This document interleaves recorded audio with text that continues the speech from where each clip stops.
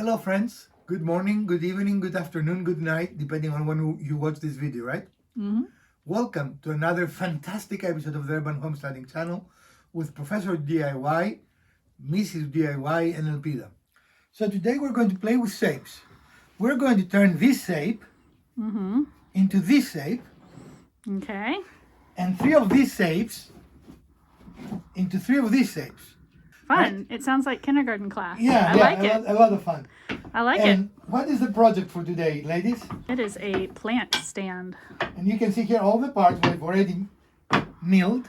And we're going to put together. So as always, follow along. We're going to show you every step and we're going to share tips and tricks. So now that we're done with our shapes, we're going to turn this pile of finished products, shapes and sizes, to this. We start by cutting and ripping our scrap to dimension. In our case, we wanted them at around 13 inches, and that will ultimately become our base. So we start by cutting our base in our table saw, and we're going to continue telling you every step of the way. This step can be done with any saw. You don't need a table saw to complete it. And this is not a safe cut, so it is not a good idea. So you're going to do it anyway? Yeah.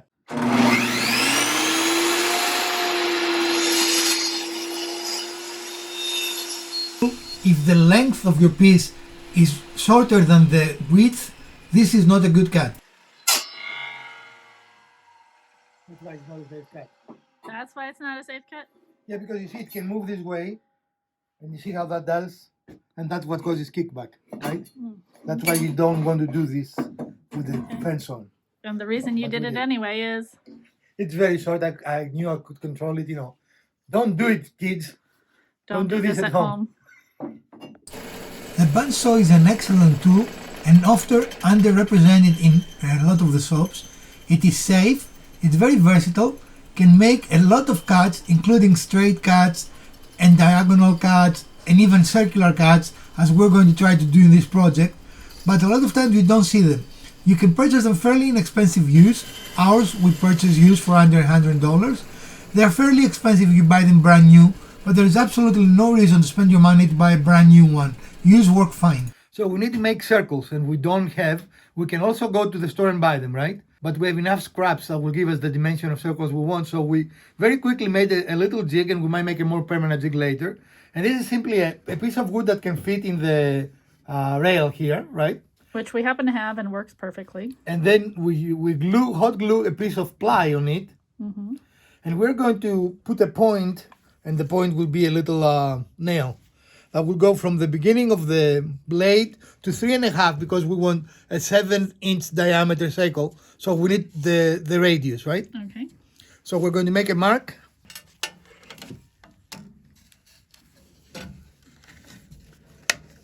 That's 3. We're at 3. Stop. A couple of times. All right, so we've got the jig removed from the bandsaw, and we've had that point at 3.5 inches. Now we're just putting in that basically a pin nail. Okay. Okay. We're going to cut the top. So now you're cutting the head and a little bit of the shank of the nail off. yes. So we're trying to use as much scrap as we have, right? In fact, the idea is we try to use all scrap. But we needed 1x1s, right? And we did not have 1x1s, but we had 2x4s. 2x3s. 2x4s and 2x3s. And a 2x3 can become 2x1s. 1x1s. Let's try it again. So we can get 2 1x1 pieces out of a 2x4. 2x3 as well. Or 2x3. That happens to be a 2x3, Yeah. yes. But this is our end result, and this is what we're looking for, right? Right. And if we need more, guess what? We have more. Yeah, we don't have to go to the lumber. So we want to soften this point, right? We don't want to take someone's eye out. And we have some pieces, if you have watched our videos, this was from a project we did some time ago, but you can use like a small tube or something that's circular, Yeah, all kinds of things. Circular, yeah. And make a rough size. Now, you can use a sander to do this, right? And take off the piece. You can take off the biggest piece with a straight cut. And there are many ways to do it. We have a bandsaw, so that's what we're doing. Right. All right.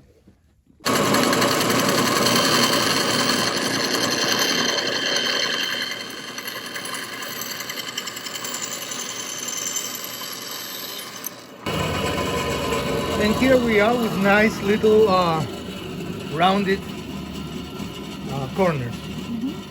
Yep. And of course, against my wishes, it wouldn't be a video of ours if we didn't have some sanding, right? And Peter and Mrs. DIY love sanding. I hate it. Well, but you want to clean up these edges. You don't want them to look so.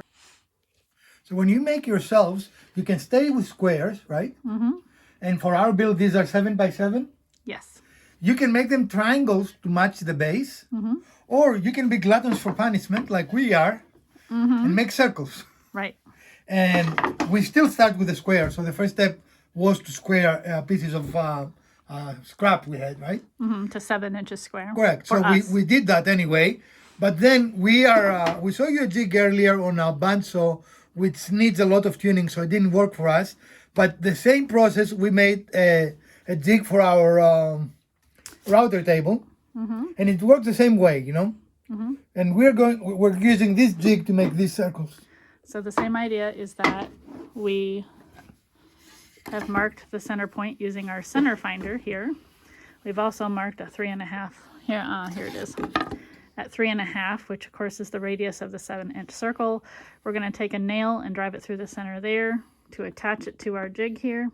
The other finer point you want to talk about is when you're using the router bit, you actually need to lower it and go only halfway through this piece of wood to begin with. Yeah, it depends on the thickness of your piece. For our piece, we take it in 2 passes. Right. Because there's a lot of wood to cut with Right. one. If you were doing a thinner piece, you wouldn't need to do that. But for us, because we're also cutting all the way through the wood, not just making a groove or doing a profile, you're actually cutting through the wood. You want to do it in 2 passes. So we will attach that, lower the blade, and then again, we're using this to align ourselves with the center of the blade to help us get that correct circle. And another tip that I thought now that is the last cut for us, but if you don't want to worry about being absolutely perfect, cut those 7.5 by 7.5. Cut them bigger than your diameter, because you set your diameter here, Yeah. and then you will have some room to play, but we didn't do that. Nope. All right. Okay.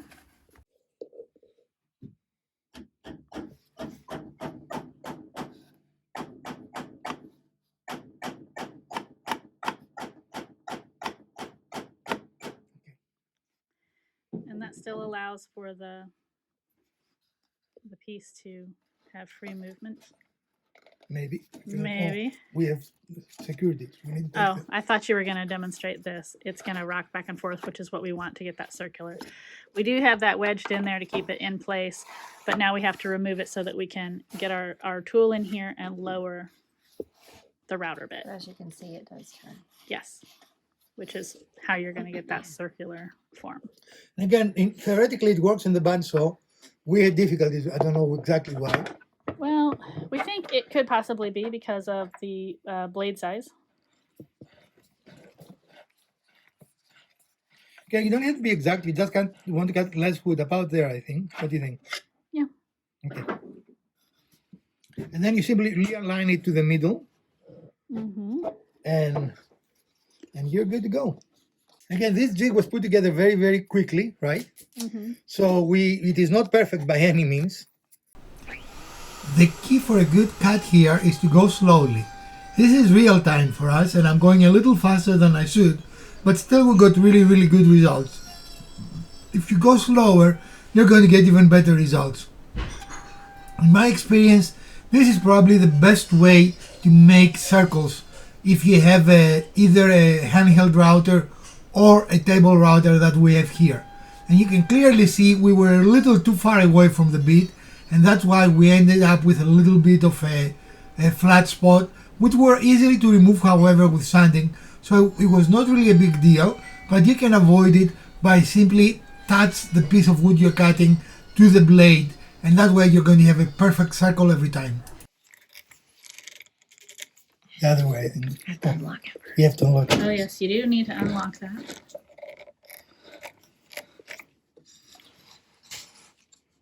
Keep going. You have some way to go. More? A little bit more. Just the hair. Really? There you go. I know there are a lot of things, but it doesn't move as much as you think. But I could see it above. Yeah, it's all about the angle though, right? It's all about the base, about the base. So now we need More to, treble. Again, the only thing is you need to align your blade with your mark, right? right. Because there are only 2 cutters on this.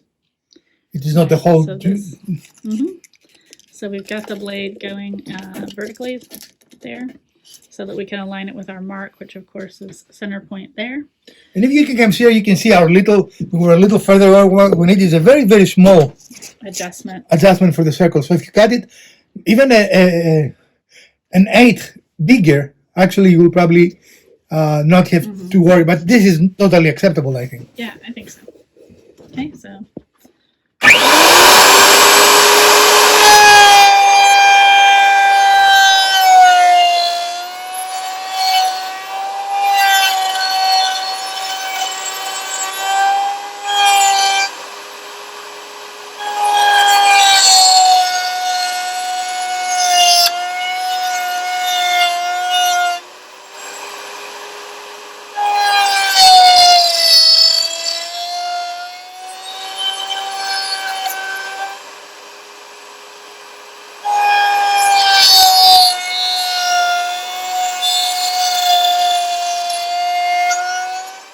And the advantage of a little jig like that is you can make any diameter circle within reason, you know. Right, right. As long as it accommodates, your machine will accommodate Right. it. But if you need a bigger one, obviously there are other tools we could go to. If I remember where the switch is. Okay. We only have to use the sander here because of our mistake of not touching the blade with our jig. Then we have a couple of flat spots, and using this sanding technique we can take those spots away. It takes a little bit of patience, but it makes a nearly perfectly circle, and if you do not point out, people really cannot see it. So this is what we're doing here, simply adjusting for the mistake we made by not touching our wood to the bead. These plastic razors are absolutely amazing at removing labels without danger of scratching the surface. Ever since we came across them, we've used them a lot without any issues.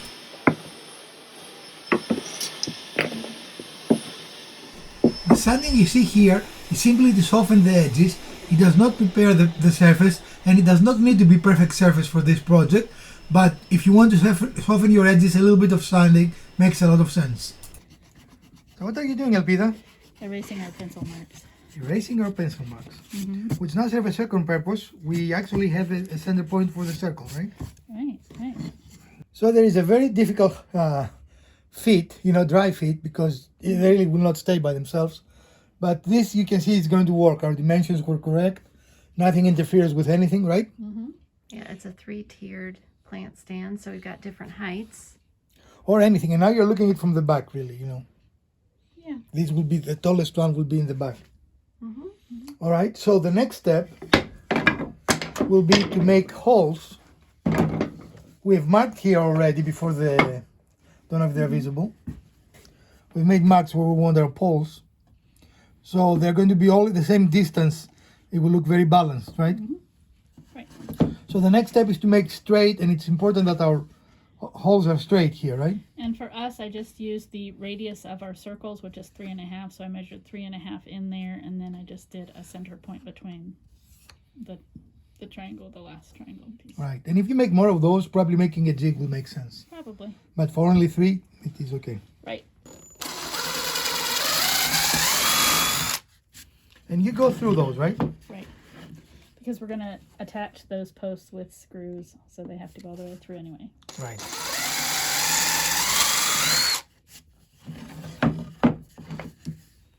And in this case, pilot holes are a must. You will really make your life very difficult if you do not use pilot holes, right? And so we're going to do the same thing with our Right. circles, right? Yep. You want to show me? You want me to show you there? Don't question me. We're used to using the more fine screws, that's all. No, for this one, that's asking. I wanted coarse screws. Yep, yep. And again, because we've already used the center, We found the center point where we're actually squares. right, when they were squares so that we could make the rounds All right.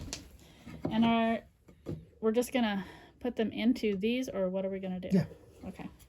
Using our center finder, or center finder, right? Center finder. Mm-hmm. Which works actually very well. We've used it in many projects. We are not Yep. sponsored. We Right. bought this with our own money. Center finder.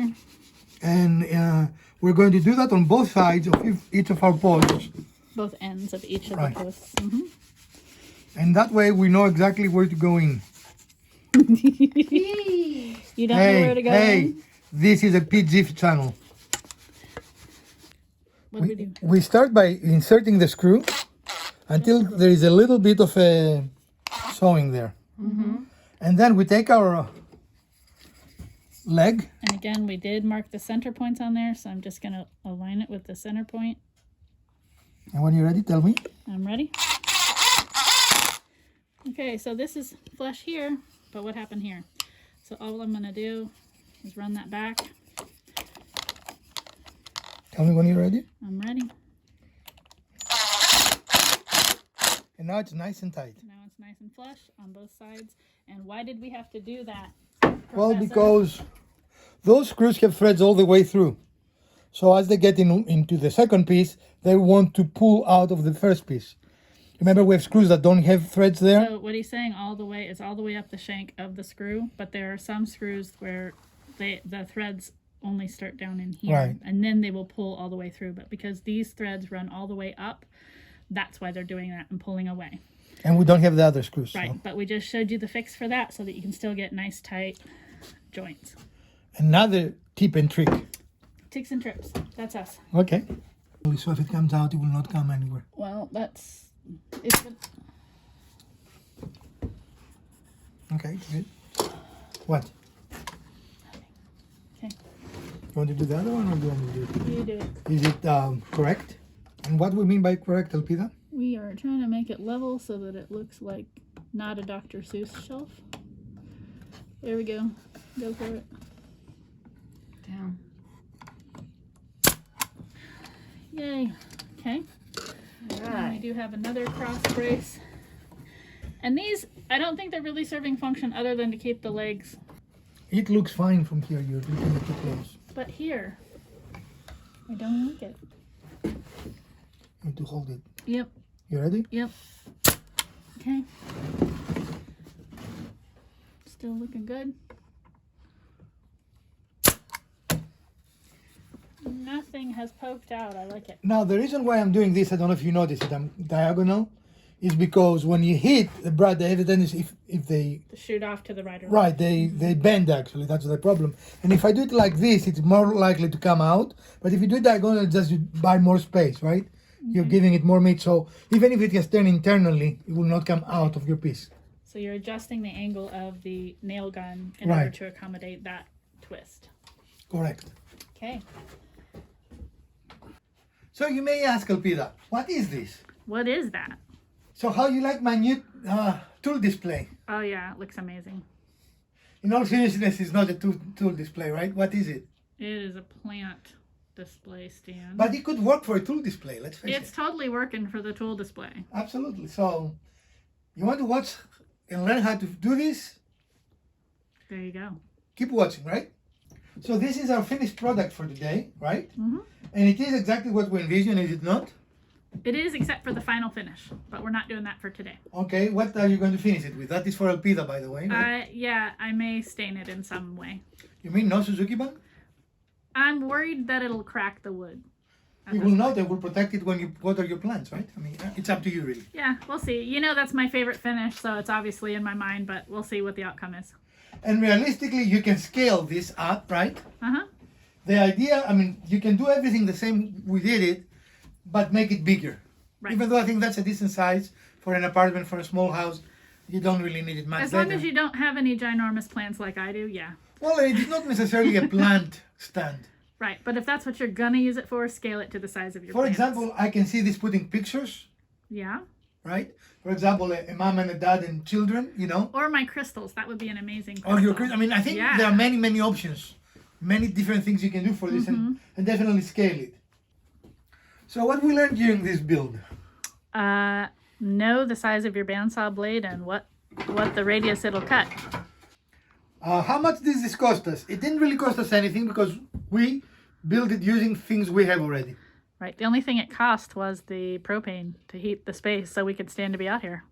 And Right. we're not sponsored by Mr. Heater, but the big body does an awesome job heating this soap, Indeed right? it does. In fact, that's such a good job, we turned it off. Uh-huh. And we set our heavy coats, Right. coats, Quotes, as you can quotes. see. Blah, blah, blah, blah. Blah, blah, blah, blah, blah. Yeah. So again, use your imagination. This can be a fun project. And if you wanted it less angular, you could use dowels here instead of the, you will have to use some big diameter dowel. But definitely you could use dowels instead of angular material. But again, we did soften that so it's not the really hard, harsh angles, unless that's really what you're going for. Right, and different people can go for different And things, right? again, that's the great thing about doing it yourself is you get to make exactly what you're going For example, what you could have triangles here to match the base. You could, I mean, yeah. you can cut it and make it a triangle, right? It requires a lot of work, but when we show you something, the idea is to see the general construct, and then you can personalize it, make it yours, right? Right. Anything else, ladies? If you want to buy circles, you can, but they're fairly expensive. Yes. In fact, we tried that today because we were thinking a live edge or a Right. bark edge will look nice, and it would look nice. And if you want to do that, you just don't do your circles and you buy them. But they were fairly expensive. What was the cost? They were $14 a piece. Right, so you need 3 pieces. That's getting up there from a zero cost project to a $60, Yeah. $70 worth Right. project, right? I mean, For you know. sure. So, but you can do it again if you want to do something like that. That is definitely something that you can do. And technically we could have probably done it here because we've got a lot of wood where we could have cut slices. That being said, it's very wet outside right now, so Right. we wouldn't have been able to obtain. I did not have. I was disappointed that my first jig didn't work, and again, it wasn't the jig. It was that the thickness of our blade did not allow to go through the material. When we switched to a router, it worked. By the way, you don't need a router table to do that. You can also do it with a hand router. Maybe in a different episode, we'll show you that process on how to make circles. You can also cut these with a jigsaw. You can Just, cut them you with a know, jigsaw, draw them absolutely. on the wood and use your jigsaw and go around and then sand them out like we did. Use the tools you have. I mean, that's the key, right? You can technically do it with a table. So if you have a table, so you can use a very similar jig. What you do is you make it into a hexagonal or even more. That's another episode, man. Yeah. It is. But what I mean is But it can be done on the table saw as well. we had it. My first idea didn't work. We moved to what I knew would work, even though we had to dig it out from our. And Corner. that is lessons learned. When you don't have something that works for you, just keep trying because you're going to figure it out. And let's face it, if you were bent to make this, going and buying a router will make it more expensive than buying the ready-made circles, right? Depends on where you go, yeah. So unless you want to do it as a production, you need to calculate that, right? If you don't have the tools, it's cheaper to go and buy some components Right. ready. And in our case, it didn't make sense because we could do it. It just took longer than we anticipated. Yep. But that said, every time we do a project, we learn, and probably if we made it again, we'd be learn that some more, we'd yeah. be that much faster because we've already learned how not to do things. Well, yeah, we wasted time with the first jig trying to dial it, but the second jig, even though we have never done this before, this was our first ever. The only mistake we made tried to go through the whole material. We figured out that was not a good idea. Then it went pretty smoothly, right? I mean, Right. Right. in fact, we learned things that we didn't know. For example, have your squares a little bigger than what you want your circle to be, and that will allow you to have perfect circles versus Right. because if your square doesn't completely touch the circle, the bit, you're going to have small flat areas. They're not important. I mean, you know. Right. But if you're a perfectionist like I am and Mrs. DIY is and Pita is, yeah, you know, those things bother you. If they don't bother you, fantastic. You can make them even part of the design, right? Yeah. There is a flat area. Well, so like for these, if you look at them, you can kind of see them, but you have to look pretty close. And for me, this is a little bit of a slightly rustic project anyway, because they're all hand sanded as opposed to done with the router. All the edges are hand sanded. So for me, it went with it and it was Plus, fine. it shows it is handmade, right? This was Yeah. not a machine-produced piece, Yeah. so it is Yeah. fantastic. And this is okay because your plant's going to be sitting right on top of that or whatever it is that you have, or even if you paint it, whatever, it's going to go into your finish. So from 1 to 10 difficulty, What difficulty level would you put this project? Before we started or when we're finished? Okay, both. Does that change? Before we started, maybe a 6 or a 7, just because of the circle part of it, if we're going to cut our own circles. Afterward, now that we know what we know, maybe a 4. Okay. How about you, Mrs. DIY? Yeah, I would say about the same. It depends on what kind of material and shape and everything you're starting with and what you want to end up with. And really, this thickness depends on what you want to put on it. You can go with thinner material, let's say if you make it as a picture display, a photograph display, right?